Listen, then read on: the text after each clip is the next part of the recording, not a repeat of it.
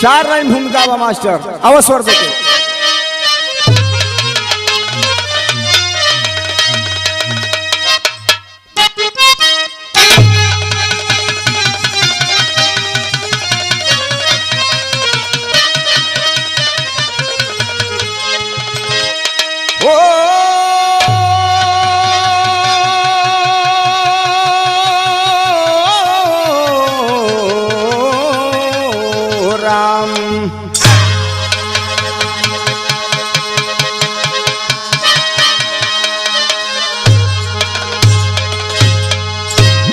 गाने के अंदर 4 लाइन भूमिका है मास्टर।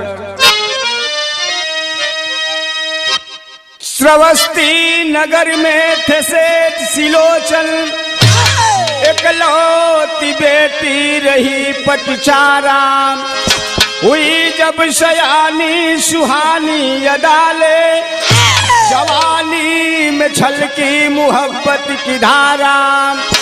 पाबंदी सेठ बेटी पर लगाया, कुल की है मर्यादा तेरे ही हाथ। मेरी मर्जी सगाई न करना, कलंक का टीका लगाना न माथे।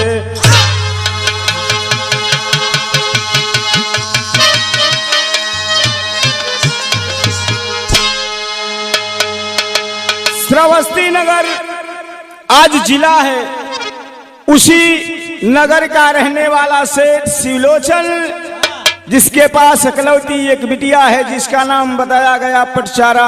बाबा पटचारा जवानी के दहलीज पर कदम रखती है ये बाबू। लोग गांव का कहलन कि ये सिलोचन तो हर बिटिया सयान हो गई भैया, कहीं बाछा बर घर देख के कर बियाह कर दो। बाबा जवानी बड़ा बाउर है, कहीं पांव फिसल जाई, गांव घर का मर्यादा चल जाई। वह बूढ़ा बाप अपनी बेटी के सामने दामन को फैलाया और रो रो करके एक बड़ी ऊंची बात कहता है। एक लाइन गजल का अंदाज में मास्टर।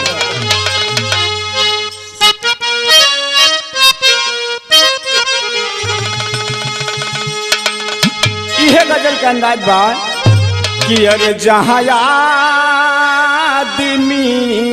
बिकाला, अब जहां आदमी बिकाला, अरे वो बाजार ना कहाला। जहां आदमी बिकाला, वो बाजार ना कहाला। दियो से दियो, वो बाजार ना कहाला। जहां आदमी बिकाला। बाबू वह सिलोचन अपनी बेटी पटचारा के सामने दामन फैलाए हैं, बड़ी ऊंची बात समझाते हुए कहते हैं क्या, लागे कहीं न दागी, लागे कहीं न दागी, दामन बचा के रखना। लागे कहीं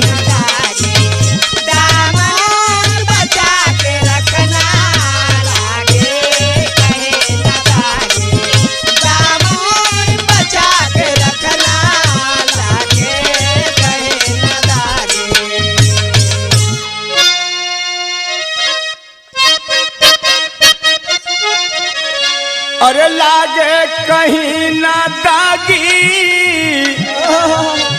अब दामन बचा के रखना रे बेटी, कभी टूटने न पाए।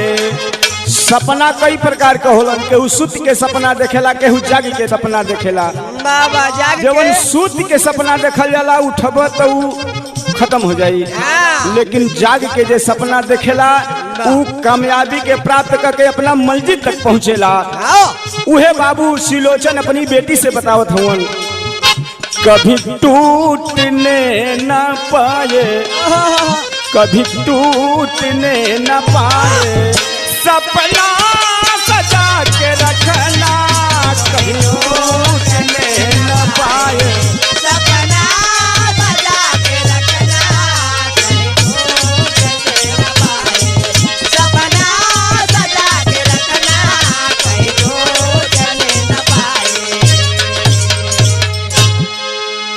बात है और वह बाप बूढ़ा बाप कह रहा है, लगल है मास्टर।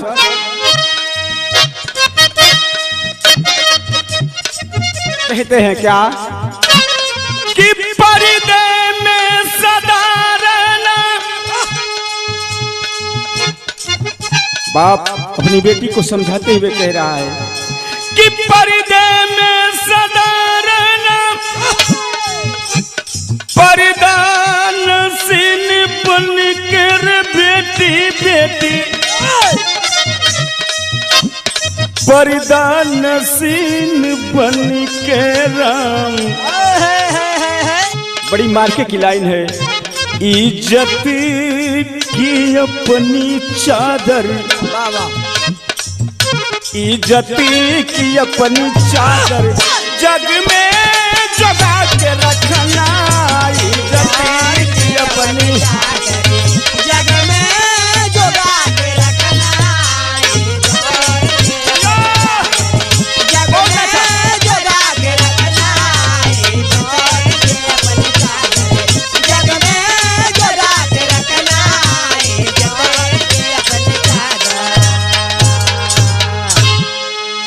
वह सेठ ही अपनी बेटी पर चारा पर पाबंदी लगा दिया। तुझे बाहर नहीं जाना है, घर में रहना है अकेले बिटिया बा, बूढ़ मातारी बा कैसे रहन। सोचे लगल सेठ आखिरकार करी का, लेकिन गलती कैलन कि मांस का मोटरी या कुकुर कबले रखवार ऊ नोच नोच खाई की अगोरी। भैया लोग कैलन का बिरहा जी में संकेत कैलन कवि जी। बिरहा में गीत लग गई रामदेव गुरु वाली मास्टर, अपनी जवानी के आलम में बड़ा ऐठ के गीत के गाँव है।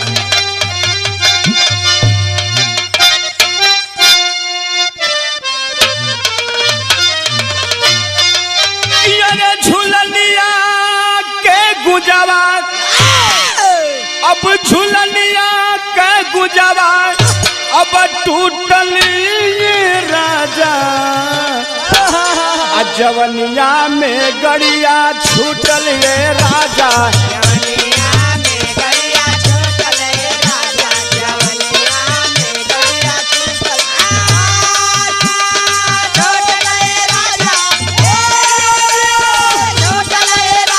हो, छूटल राजा, जवनिया में गड़िया छूटल राजा।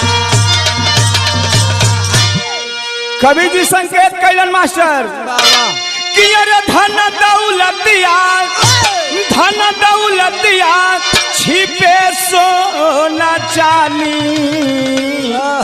छिपे नहीं पर्दा में जवानी, जवानी बड़ा बाउर मिलता, ये पर्दा में रखे वाली चीज ना हो।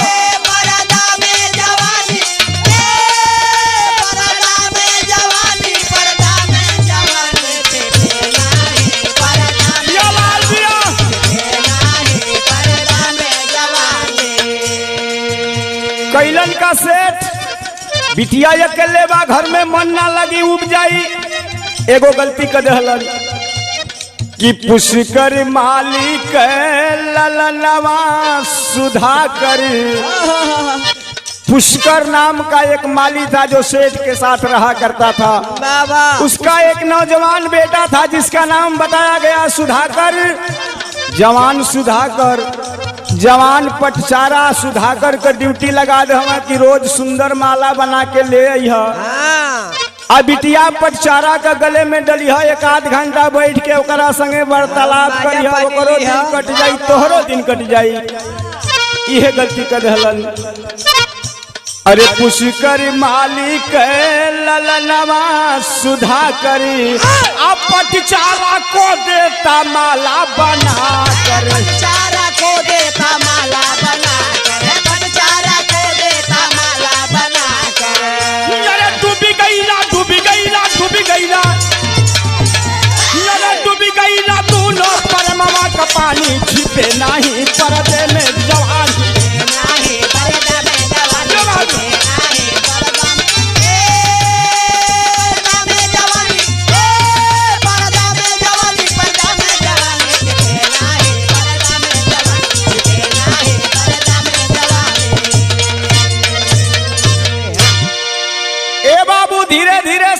बीतल या दोनों कसम खा लेहलन, साथ मरेंगे साथ जिएंगे हम तुम दोनों लैला, मरने से नहीं डरना। कौन संग ही जियल जाई संग ही मोल जाई।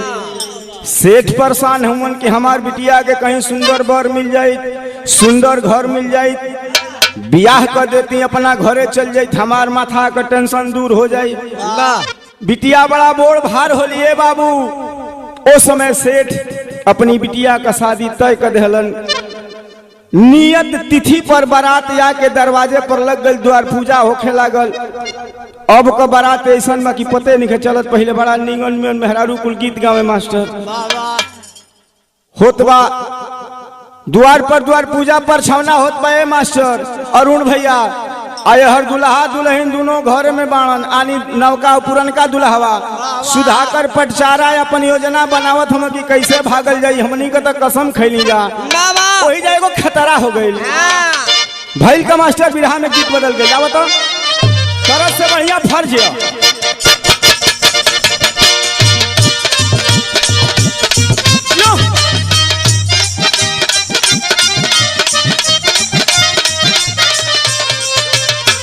ए बाबू दरवाजा पर बारात लगल बे, द्वार पूजा होत में मेहरारू सब गीत गावत रही सब।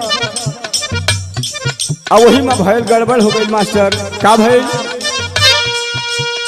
सेठ हमारी शादी वाला दिनवा धैला,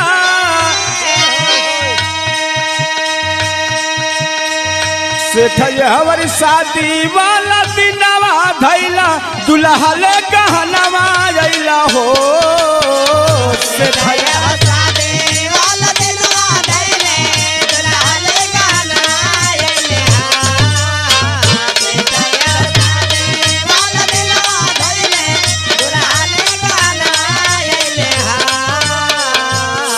हमारी शादी वाला दिनवा धैला,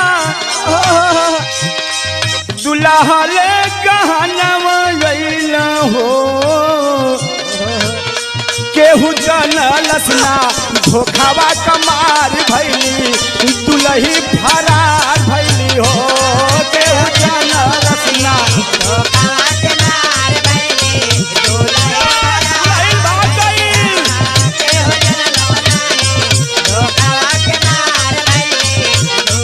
फरार भैली। सुधाकर पटचारा बाबू का पुरनका रुपया बतवली ऐतिहासिक बिरहा। ओ समय सोना का सिक्का चले, चांदी का सिक्का चले, ई कागज के रुपया न रहे मास्टर। गठरी बनहलन, सेठ साहूकार का बात रहल, आ लेके पिछली खिड़की से दोनों फरार। एहर बारात वापस चल गई। खैर एहर बात छोड़ा, ओहर सुना।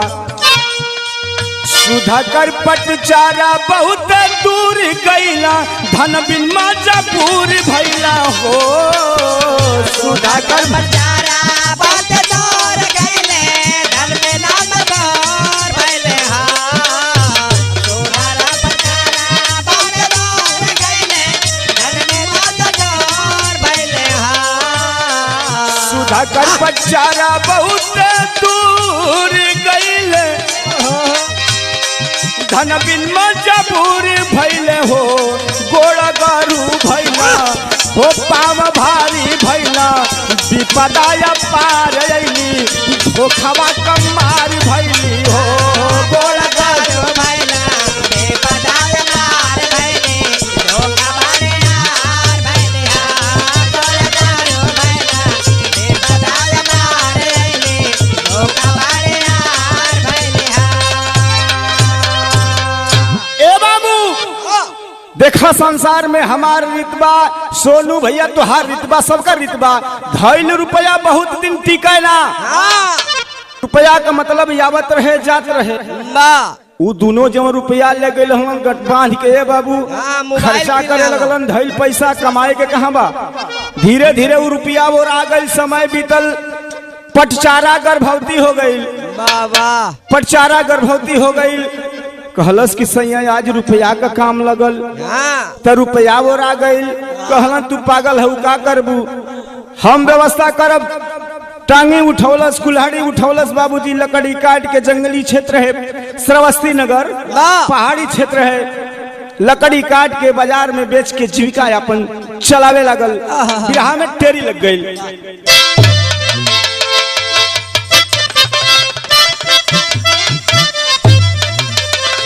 कि अरे राम सपन रे राम रे, अरे सपनवा नहीं माटी हुई है, जीवन नैया सैया खेवे लकड़ी काटी काटी काटी काटी काटी। बाजार में बेच के जीविका चलावे लगल। धीरे धीरे पटचारा का प्रसव का समय आ गई। जब प्रसव का समय आई तो भैल का विदेशिया लगल।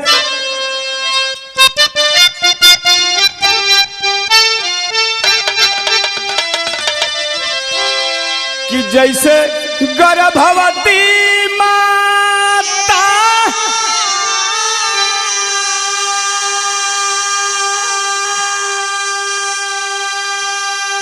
ए बाबू जानकी जंगलावा में,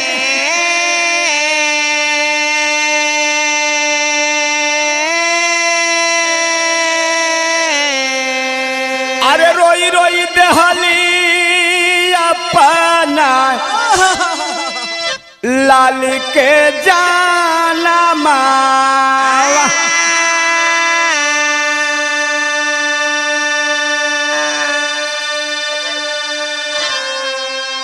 वैसे पटचारा एगो लाल जन्म वाली हो,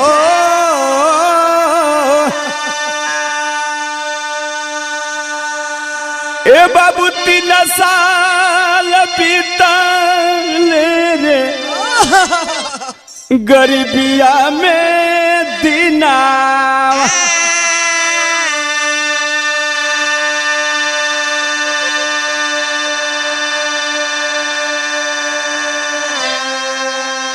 दूसरा गर्भ जब धारण पटचारा कैली,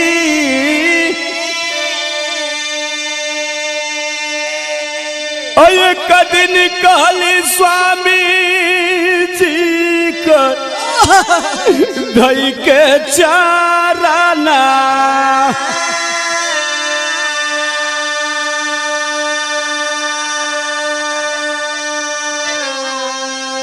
कि ये तने राजिया बा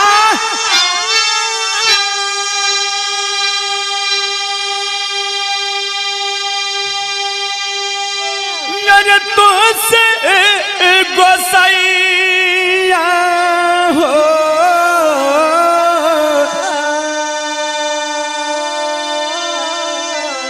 हमके पहुँचाई देव ओई बाबू का भावना।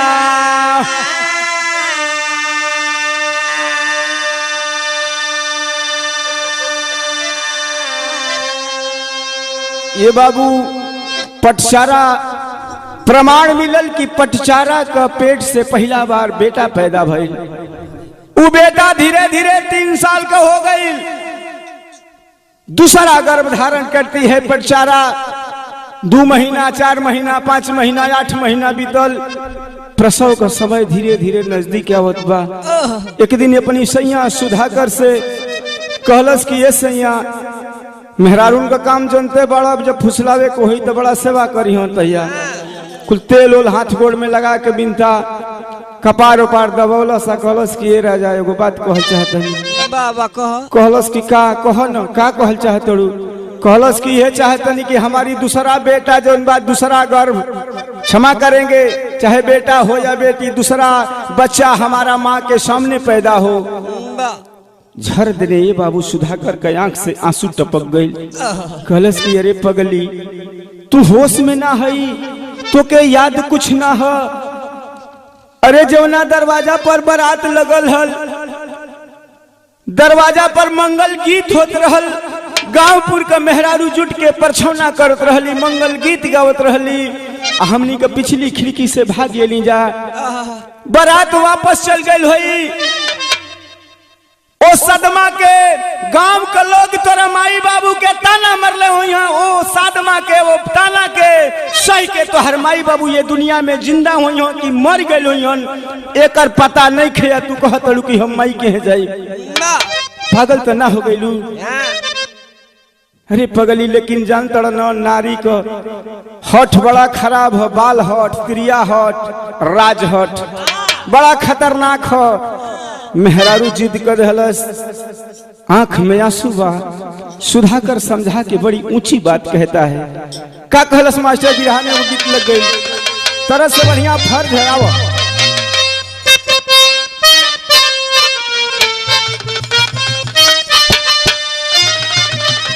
बड़ी मार्मिक बात कहता है मास्टर कि जनी जिद कर नहीं हरवा पे रनिया रनिया रनिया जन जिद करा नहीं हरवा पे उहवा ना पूछी कोई हो मेहना सुन जिनगिया रोई हो जन जिद करा नहीं हवा ना पूछी कोई हो मेहना सुन जिन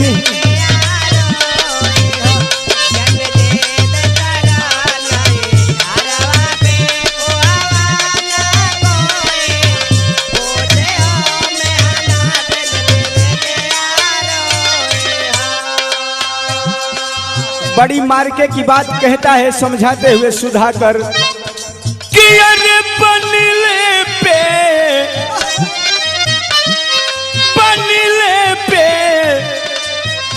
जमाना संग देला। देखो रामनिवास बुल्लू गुरु पहले गौले रहा हमन को जब छोट छोट रहनी जा। हाँ गौले रहलन का कि बनला कसार बहनोई हो बनला कसार बहनोई हो जगतिया में कोई नहीं अपना। ये दुनिया बनला कह बिगड़ला का ना हो। तू पागल तो ना हो गईलू।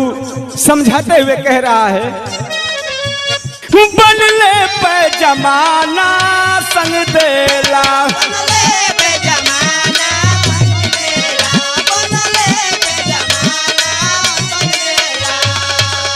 बिगड़े पर केहू ना सुधिलेला। कसौटी पर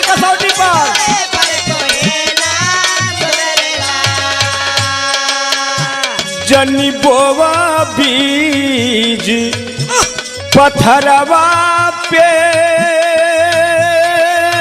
रलिया लिखल जो लीलरवा होई हो मेहना सुन जिनगिया रोई हो। ये बाबू लाख समझाया सुधाकर लेकिन पटचारा नहीं समझी। जिद कर रहलस कि ना ये हमार दूसरा बच्चा माई के सामने ही पैदा होई क्यों न स्थिति में तुम्हें चले के पड़ी। आए बाबू ओ समय जब चल रहा तैयारी कैलन कहला कि देख दिन तो नियरा गइल बा चलल ठीक नहीं खे लेकिन तू कहत अड़ू तो चलत नहीं। कहलन का बिरहा में बड़ा एगो ए हरनाथ भैया रंगदार गीत लग गई। छपरा का लौंडा धोबियाऊ गीत में बड़ा चमका के गीत के गावेलन नाचेलन। जोन मैं नाच से रिटायर लौंडा हो जाला उहे फुड़का में या पखौज में जोतल जालन। नाच के का गावेलन मास्टर कैसे गावेलन।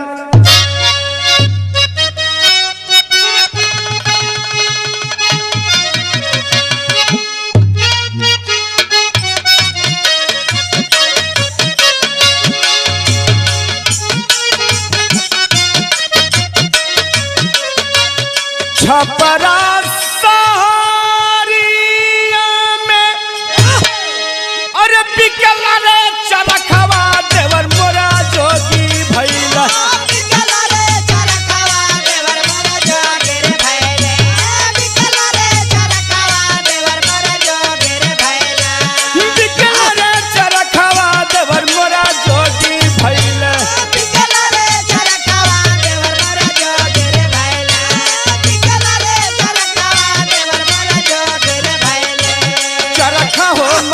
लहरेदार देवर मोरा जोगी रे भैले सरकारे मंगादा लहरेदार देवर मोरा जोगी रे भैले सरकारे मंगादा लहरेदार देवर मोरा जोगी रे भैले हाय अरे हा। गौर करेंगे विरहास्थल भाव स्थल पर कहनाम बा चल दहलन सुधाकर पटसारा एगो 3.5 बरिस का लड़का बा गोदी में पटसारा कब धीरे धीरे उस समय नियर आइल बा दूसरा बच्चा देवे का चल दहलन तैयारी कैलन श्रावस्ती नगर के लेकिन भैल का मास्टर कैली पटसारा जिंदा सुधाकर के संग मारे नहीं हरवा चलले सुधाकर के संगारे नहीं हरवा चलले सुधाकर के संगारे नहीं हरवा चलले सुधाकर के संग मारे नहीं हरवा चलले सुधाकर के संगारे नहीं हरवा चलले सुधाकर के संगारे नहीं हरवा चलले गोदिया रे बाला का बाबू ठाई हो नहीं हरवा चलले गोदिया रे बाला का बाबू आए हा नहीं हरवा चलले बलिया में बला का उठाए हा नहीं हरवा चलले उहे होला जवन विधि लिखल लीलार हो उहे होला जवन विधि लिखल लीलार हो उहे होला जवन विधि लिखल लीलार हो योरे जाइला तूफान बनने सब ही लाचार हो आइला तबान बन सब लाचार हो आइला तबान बन सब लाचार हो प्रसव प्यास से व्याकुल प्रसव प्यास से व्याकुल पटचारा कतनवा रे नहीं हरवा चलले पटकरा के तनवारे नहीं हरवा चलले पटकरा के तनवारे नहीं हरवा चलले गोदिया रे बाला का बाबू ठाई हो नहीं हरवा चलले गोदिया बला का उठाए हा नहीं हरवा चलले बलिया में बला का उठाए हा नहीं हरवा चलले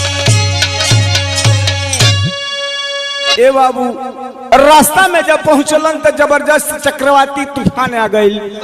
आज जब चक्रवाती तूफान आइल इतना जबरदस्त झटका था उस तूफान का कि जंगल के सारे पेड़ पौधे नदी नाला जिया जंत सभी अस्त व्यस्त हो गए।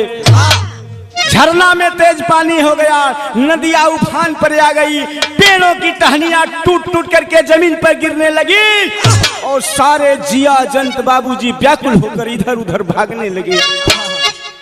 वही समय पटचारा का प्रसव का दर्द होखे लागल, पीड़ा चालू भइल।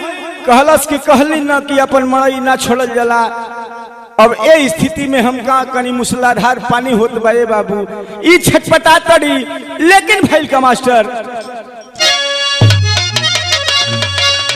बिरहा में उहे गीत लागल मास्टर, ओ हो कि अरे भौजी सागरी न हो।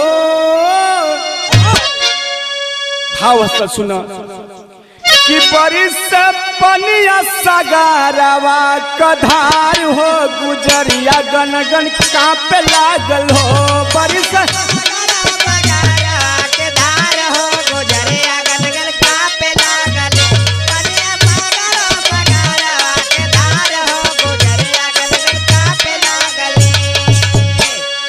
सोचे सुधा करी, अरे सोचे सुधा करी पटचारा बालाचार हो, गुजरिया गन गन कांपे लागल हो। तमड़ई बना के करबे छाया, मड़ई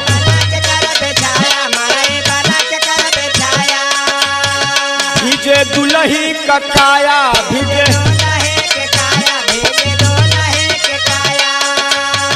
दूर जाके काटे हो, दूर जाके काटे पेड़वा कडार हो, गुजरिया गन गन कांपे लागल हो। ये बाबू सोचलस कि कहीं छाया कर दई, बच्चा यही जब पैदा हो जाओ फिर देखल जाई। कुल्हाड़ी उठाया बाबूजी और जंगल में दूर जाकर के बगल में एक पेड़ पर चढ़ गया और पेड़ की टहनी को यूं पकड़ लेता है और दूसरी हाथ में जो कुल्हाड़ी थी दूसरी टहनी को काटने लगा।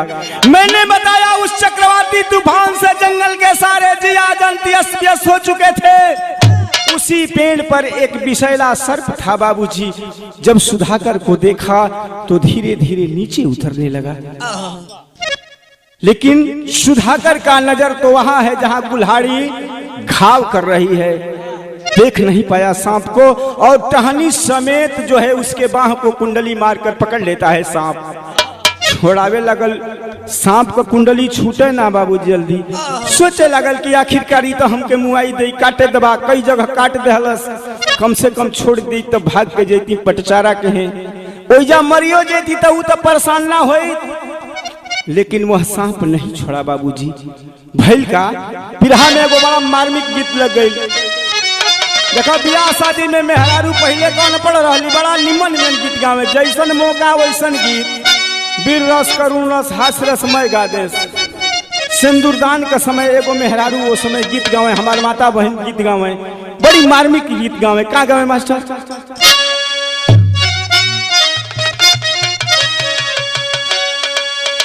कि अब ओरी तारा ओरी रे तारा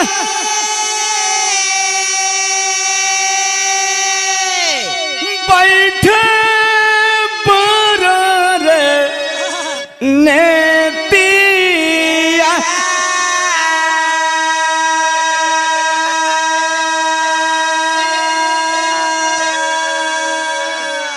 भाव स्थल पर गौर करेंगे। कहना बा कि सापावा अब सापावा लिपटी रे काटे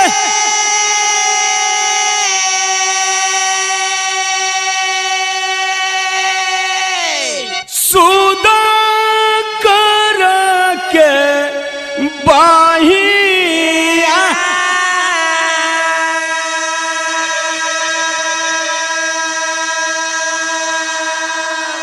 आए हारा प्रसवा पीड़ा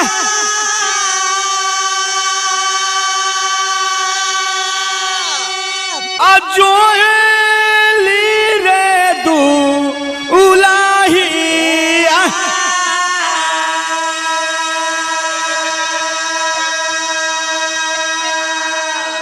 ए बाबू सांप जब ना छोड़लस, सुधाकर समझ गए कि अब तो हमके मरही के बाद। जिधर टहनी तरफ सांप की शरीर थी बाबूजी, कुल्हाड़ी से सांप को ही काट दिया।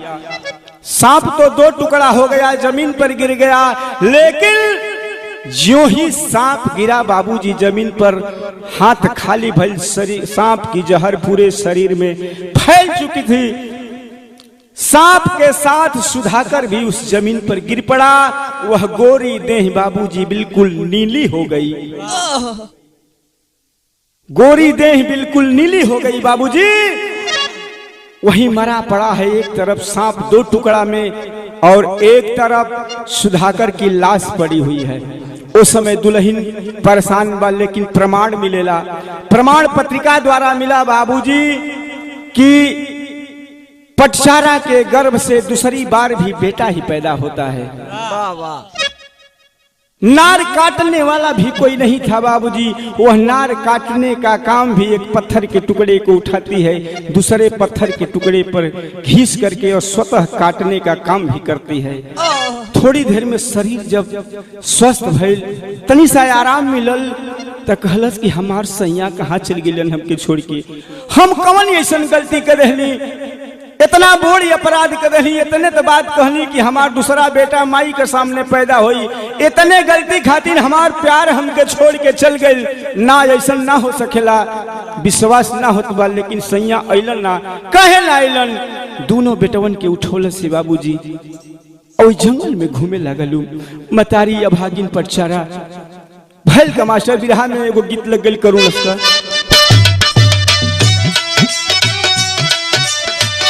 जोहले दुल्हिया लाचार बीचे बनवा में जोहले दुल्हिया लाचार बेचे बनावा में जोहले दुल्हिया लाचार बेचे बनावा ओ जोहले दुल्हिया लाचार बीचे बनवा लाचार बीचे बनवा में पैदा भइल सुंदर कुमार बीचे बनवा में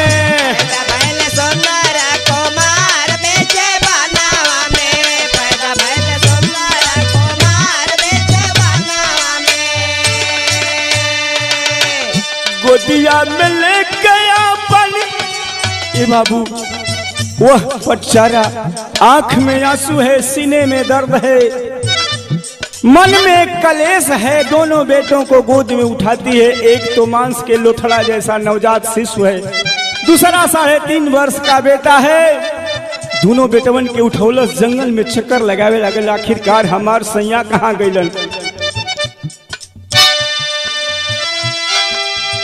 गोदिया में लहली अपन दुनो रे ललनावा गोदिया में लहली अपन दुनो रे ललनावा गोदिया में लहली अपन दुनो रे ललनावा सजना कलास मिलल रोवे भर नयनवा कलास मिलल रोवे भर नयनवा सजना कलास मिलल रोवे भर नयनवा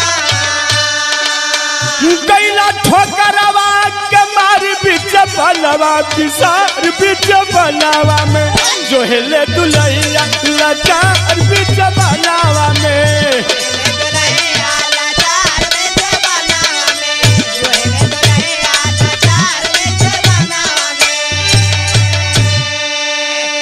ए बाबू जंगल में घूमत घूमल अपना सैया के लाश के पास जब पहुंचल समझत देर ना लगल कि हमार सैया के सांप काट देहलस ए वजह से मर गेलन अरे दोनों बटवन के फेंक देहलस हो जमीन पर आ जाके छतिया से लिपट गेल छाती पीट के वही लाश पर गिर गई आ रो रो के कहलस का कहलस मास्टर कहलस का यह भाव बा गीत बदल गेल मास्टर कि अरे भगिया में लगी गईली अरे लगिया न हो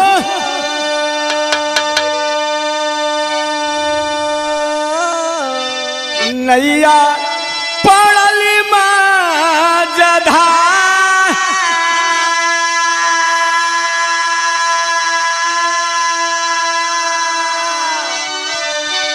कोयला बवाई गईली अब मंगिया ना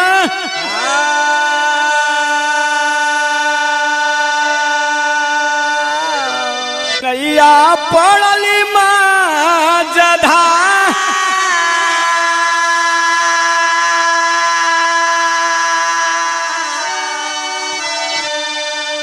ए सैया इतना बोर्ड सजा देहला एगो हेती मुँह का बात को हमके छोड़ के चल गई हमके करी सहारे जी अब ये सैया अब हम के नहीं जाई कहाँ जाई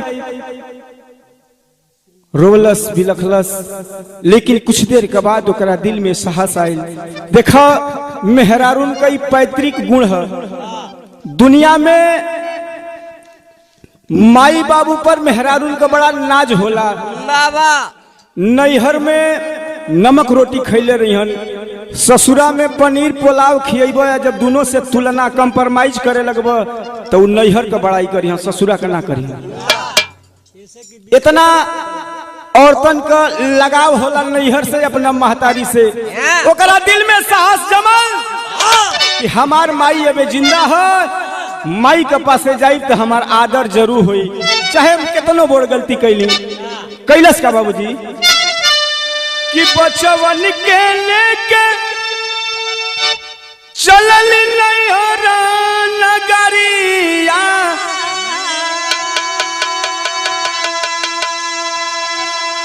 अब बिचवे में रोक दलस नदिया डहरिया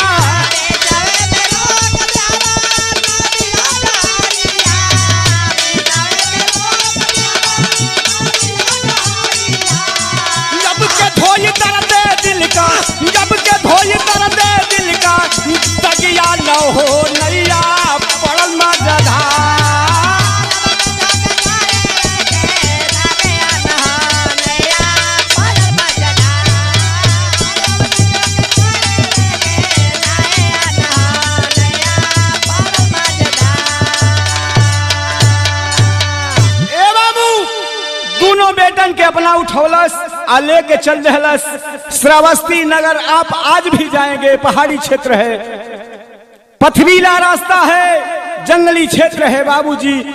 उस तूफान के कारण झरना में तेज पानी हो चुका था। जब गई तो नैहर से पहले एगो नदी पतरे झरना पड़ल। इतना तेज बहाव बा कि नदी का किनारा, झरना का किनारा खड़ा होके सोचे लागल, आखिरकार हम करी का करी। सोचत बा दोनों लइकन के लेके नदी में प्रवेश करब, पाँव फिसल जाई, संभर ना पाई, दोनों लइका बह जाइहन, हमहू बह जाई, ठीक नहीं खे। बड़का लड़का के कहती है, ए बेटा तू बोड़ न बाड़ा, हम मम्मी का बात बा? तो देखो तो हर छोटका भाई बना, ये अबोध बा, तू ये पार बैठा, हमके छुटका के वो पार ले जाके रख के आई तो धोके ले चलब। तू यह में बैठा बेटा, जल्दी आईबू न माई। हाँ बेटा जल्दी आई, तू बैठा यही जा। बड़का बेटा यही पार बैठल बा, छुटका नवजात शिशु के उमतारी पटजारा लेके ये बाबूजी नदी में प्रवेश कैलस। आ नदी में जब प्रवेश कैलस तब भइल का बिरहा में सोठे लग गई मास्टर।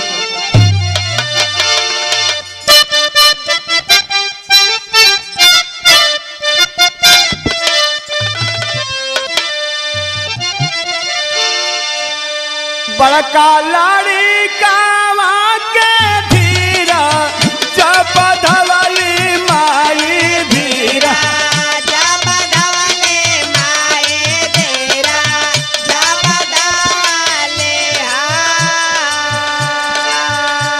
छोटा का के कैली वही पार न हो रहा।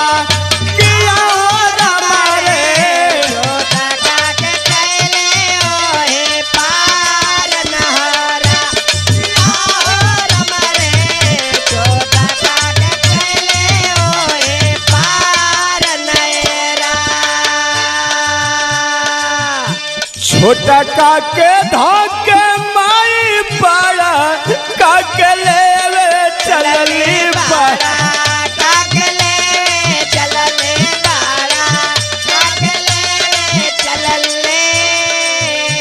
छोटा काके धोके माई पाड़ा, काके लेवे चलली।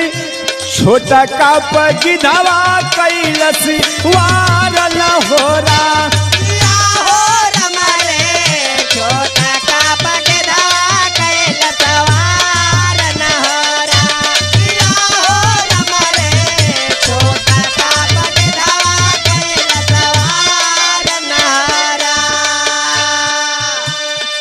लोग सुनियो तो कहिहन आजकल का लइका की गिद्ध माने का होला, कैसन गिद्ध होलन? अरुण भैया गिद्धे ना देखे के मिलत हवन। हम बतौली ऐतिहासिक बिरहा, वो समय गिद्ध रहलन। छोटका लड़का तो एकदम लाश नियर न बहो, मांस का लोथड़ा नियर लाल शरीर बा, आजे का पैदा भइल बा। ओ पारले जाके सुता दहल, सुमांस का लोथड़ा नियर पड़ल बा। गिद्ध का बड़ा दूर दृष्टि होले।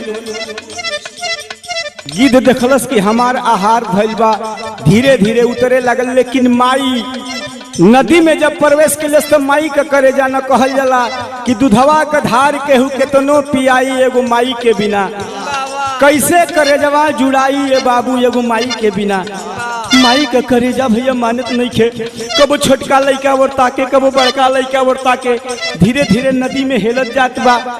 देखलस कि हमारा छोटका लइकवा के ऊपर गिद्ध में रात बा। कहलस कि अब तो हम दौड़ के ना भी हाथ पाई, बड़ा नजदीक आ गई बा। वही जब से बाबू ताली बजावतिया उड़ जो। बड़का लइका टुकुर टुकुर ताकत बा। गौर करेंगे आप लोग कि माई कब आई है लेके हमरों के। एकर निगाह बा, कबो बड़का और ताके, कबो छोटका और ताली बजा के गिधवा के उड़ावे। बड़का समझलस कि माई कह दिया कि थोड़ा दूर हम आ गइल बानी बेटा, तू हूँ तनी।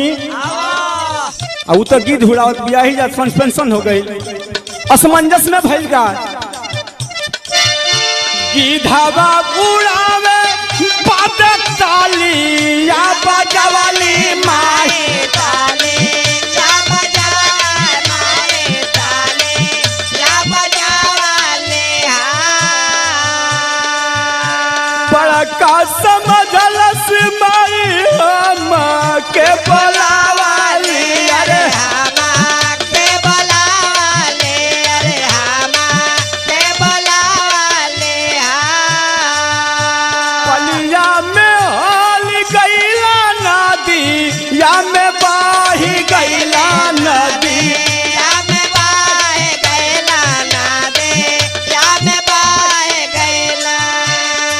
को के गिधवा दहलस मारना मोरा।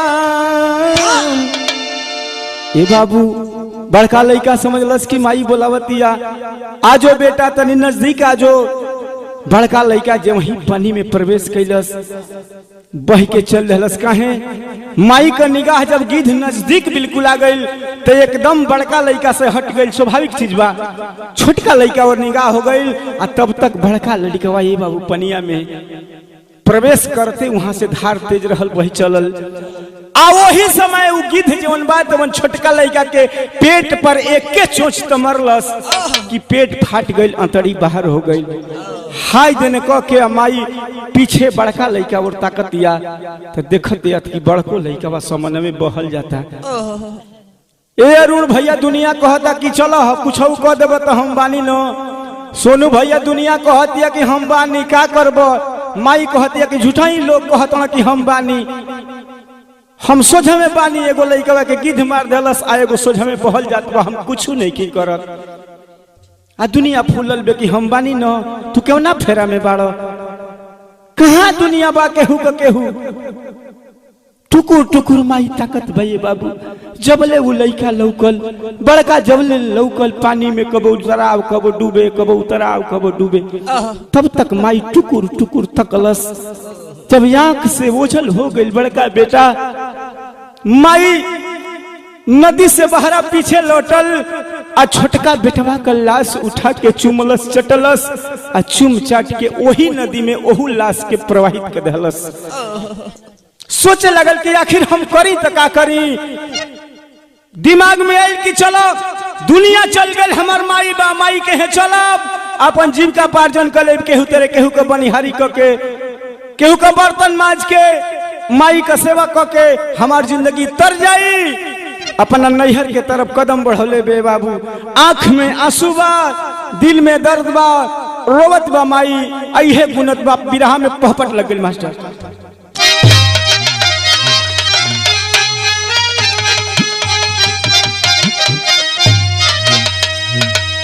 अरे रोवे माई परिसला नयनवा मनवा मानेना आज अपना मिली है गोदिया करा तनवा मनवा मानेना।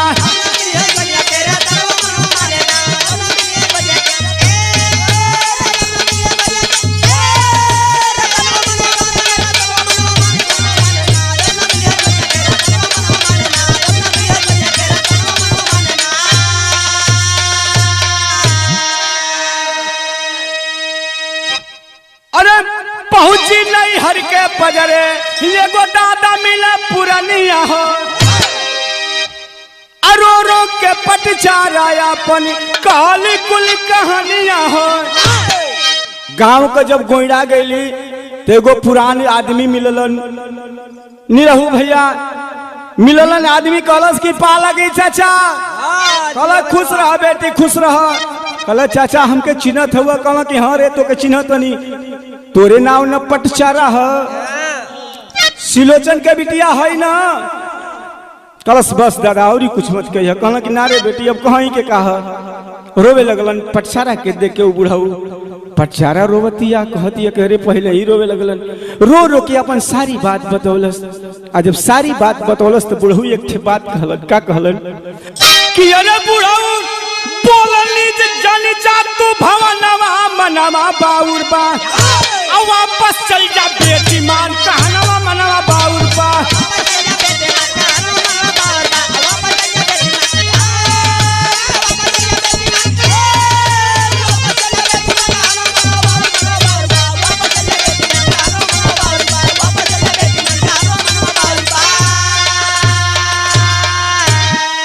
कलश की ये बेटी हम यही से रोवत नहीं कि जहाँ आइल बड़े हुई हमें से वापस चल जा। कलश की चाचा है ये ना हमार गाँव है। कहला कि हाँ गाँव तो तोहारी है लेकिन गाँव में तोहके जाए के ना है।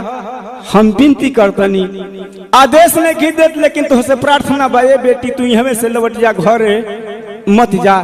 जितने पटचारा रोवे उतने वो बुढ़ऊ रोवे। कलश की चाचा पटचारा समझत बा कि दादा हमार दुख सुन के रोवत हवन। पटचारा तो ये समझत बा, लेकिन बुढ़ऊ दादा का पेट में कुछ औरी चूरत बा। बुढ़ऊ दादा रो रो के एक बात कहलन, का कहला, अल्लाह लगा दो।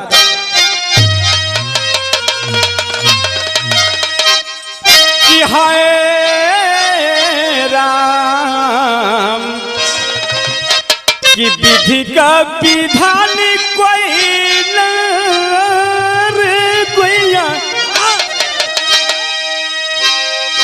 कि विधि का विधान कोई ना तारे सुन ला बिटिया हमारी।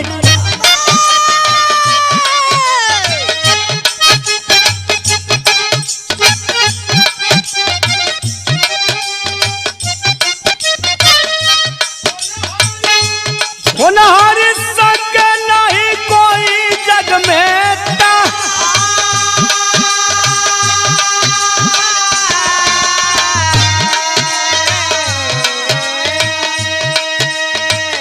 कहलन कि एक रतिया में आइला, एक रतिया में आइल रहला तूफानवा पिटिया।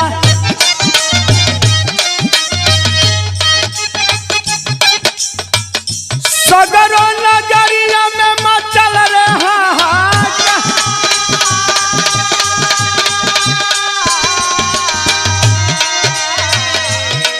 ए बेटी, तू जहाँ भी होइबू ओ तूफान का सामना कैले होइबू। एक दिन पहले, 2 दिन पहले चक्रवाती तूफान जवन आइल हल, ओ चक्रवाती तूफान कहलस कि ये चाचा, वो चक्रवाती तूफान का नाम मतलब है चक्रवाती तूफान तो हमारा जिंदगी में जहर घोल देहलस। कहलस कि हाँ बेटी, यही से नाम कहत नहीं कि तू यहाँ से लौट जा, तो के घरे ना जाए के है। बतवलन बुढ़ऊ दादा, का कहलन,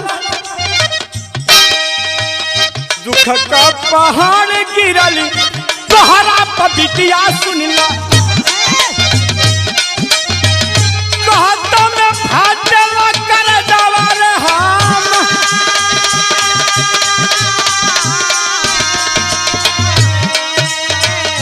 गिर गईला पेड़ ढाल, गिर गईला पेड़ ढाल तोहरा बखरिया बिटिया।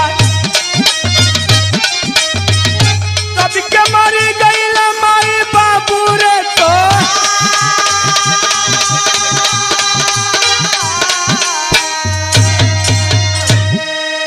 ए बेटी हम ऐसे नहीं कहत कि तू अपना गाँव में मत जा, गांव को लोग ताना मारी, तू बियाह के दिन भाग गईलू, ए बात से हम नहीं कहत। हम तो ऐसे कहतनी कि चक्रवाती तूफान का तू सामना कैले होइबू।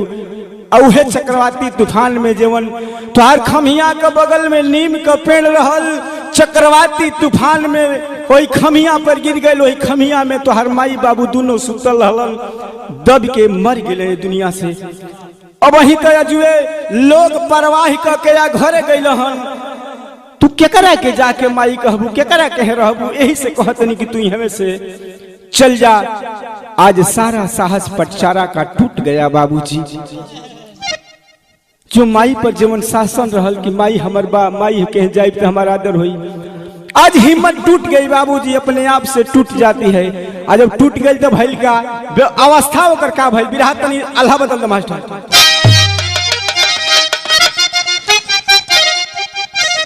ए बाबू कहल गई कि सुनली पता चारा माई बाबू का मरनावा,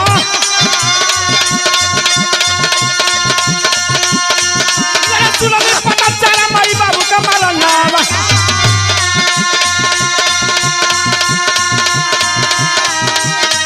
अरे बोलो पता चारा ई का कैला करता,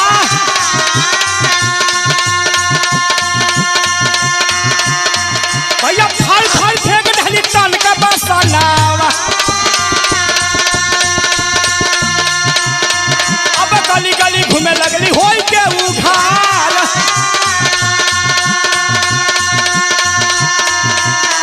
अरे देखला तमाशा लोग मारे पत्थरावा। अरे पगली के देख सब कहे मार माँ,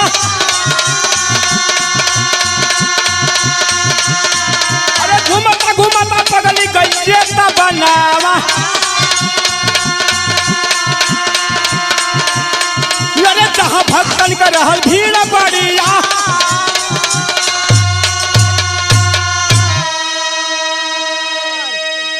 वाह वाह, ए बाबू बिल्कुल पागल हो गई, विचित्र अवस्था में हो जाती है जब सुनलस कि हमार माइयो बाबू ये दुनिया के छोड़ के चल गइलन। पागल हो गई बाबूजी, शरीर का सारा कपड़ा नोच के फेंक दहलस, फाड़ के बिल्कुल नग्न अवस्था में हो जाती है बाबूजी। जवना गली से जाए लड़का देखे पत्थर मारे हो। पहले अपना गांव में प्रवेश कैलस, गांव का लोग लड़का कहां से गे उहे न हो, बुढ़वा कहे चुप रह, चद्दर ओढ़ा दे बाबूजी, कहाँ खोस बा कि हम उघारे बानी कि कपड़ा पहनले बानी, फेंक दे। घूमत घूमत आप लोग पहुंचे होंगे, जो लोग पढ़े लिखे साथी हैं, जेतवन में पहुंचती है। जेतवन भगवान बुद्ध की तपस्थली है, गौर करेंगे, भगवान बुद्ध की तपस्थली है जेतवन। वहां भगवान बुद्ध ही अपने शिष्यों को इकट्ठा करके उपदेश दे रहे थे। जब बुद्ध भगवान को टोली में भीड़ में पहुंचल, चेलो कई प्रकार का होलन सन मास्टर, देखलो से तो कहलो से उघारे कहां आवत रे, मार के जो रहीस रहलन उ चुपचाप बैठल रहलन, खड़ा भइलन मारे बदे वही भीड़ में बीचों बीच नंग धड़ंग अवस्था में प्रचारा जावत बा। लोग कुछ खड़ा हो गए ना, चलवा कला मार मारी कहां से आ गए बिचवे में। भगवान बुद्ध दोनों हाथ उठाए, कहे रास्ता दे दो, ये मेरी धर्म की बेटी है। बाहरी संत हिंदुस्तान के बाबूजी,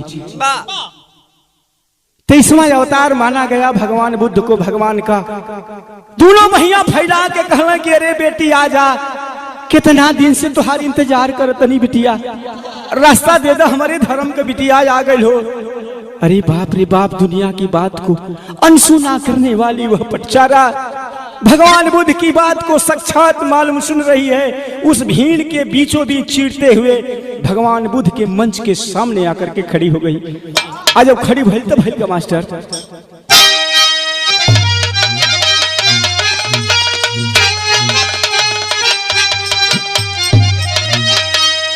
ये बाबू बुद्ध भगवान कुल बुझे ना पतिया, तो लगी जा हमारी छातिया धर्म का बिटिया।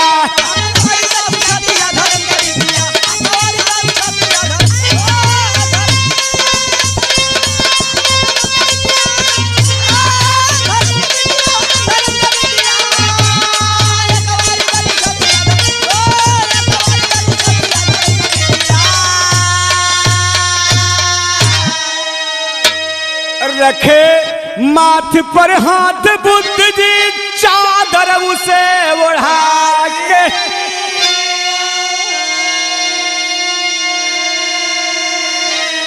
पागलपन सब दूर हो गया कहीं होश में आके। कैसे जी हाँ खो के थतिया धर्म का बिटिया। ए बाबू अपन दुपट्टा फेंक दहलन हो भगवान बुद्ध, भगवान फेंक दहलन दुपट्टा। जब शरीरिया से स्पर्श कैलस न भैया, बिल्कुल उसका जो विचित्र अवस्था था, पागलपन था, वो दूर हो गया। कलश की अरे हम उघारे बनी का ये भाई का बात बे, तुरंत भगवा ड्रेस में लपेट के बांध लेलस, अब बांध के जाके पांव पकड़ लेलस, माथ पर हाथ रखलन, उठ के खड़ा हो गई, रोवे लागल। कलश की रे आप तो भगवान हुआ, त्रिकालदर्शी हुआ, दुनिया के समझे वाला हुआ, दुनिया के जाने वाला हुआ। अगर एक कुछ पहले चाहत रहे भगवान तो हमके मौत दे दो, मौत दे दो। इस संसार में हम जियल ना चाहता नहीं, इस संसार में कुछ नहीं के हमार केहू नहीं के। भगवान बुद्ध हंसला, कहला कि अरे पगली तू के अपन कहतड़ी रे, जे करे खातिर जे करे प्यार में अंधा होके आज तू नंगा घूमतड़ी गली गली में, लोगन का ताना सुनतड़ी, ठोकर खातड़ी, अब फिर तो के ज्ञान नहीं खे कहतड़ी कि हमके मौत चाहिए, हमार केहू नहीं खे दुनिया में, सच को केहू नहीं खे रे बेटी। लेकिन एकर मतलब ना कि मर जाओ आदमी, जिंदा होके साबित करे कि हम हैं या भगवान बना और के हुए संसार में। ये बाबू भैल का जल गई ज्योति ज्ञान तत्व की गई चरण लपिटाई।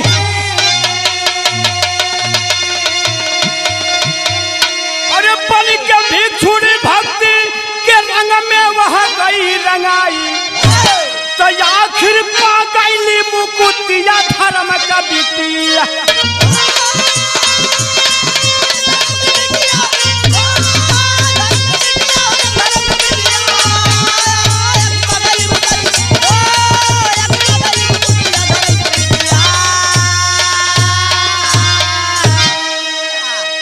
ए बाबू प्रमाण मिला कि भगवान बुद्ध की प्रथम शिष्य बहुत हुए थे, शिष्या भी बहुत बनी उनके बाद, लेकिन वो प्रथम शिष्या पटचारा बन करके सिर्फ हिंदुस्तान की धरती पर नहीं बल्कि बाबा बुद्ध भगवान के उपदेश को बांटने का काम विदेशों में जाकर के बांटने का काम पटचारा ने किया। बिरहा पहुंचा विराम के लाइन पर, कहनाम है अंतिम लाइन का कि गुरु बिहारी गुरु गणेश गुरु रामलाल गुणकारी।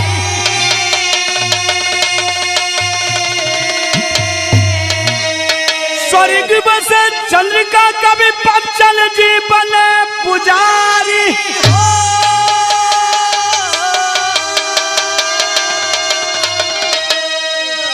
सपनवा नाही माती हुई है, सपनवा नाही माती हुई है, शिव शंकर राम कवि दुनिया माया की टाटी। सपनवा नहीं माती हुई है।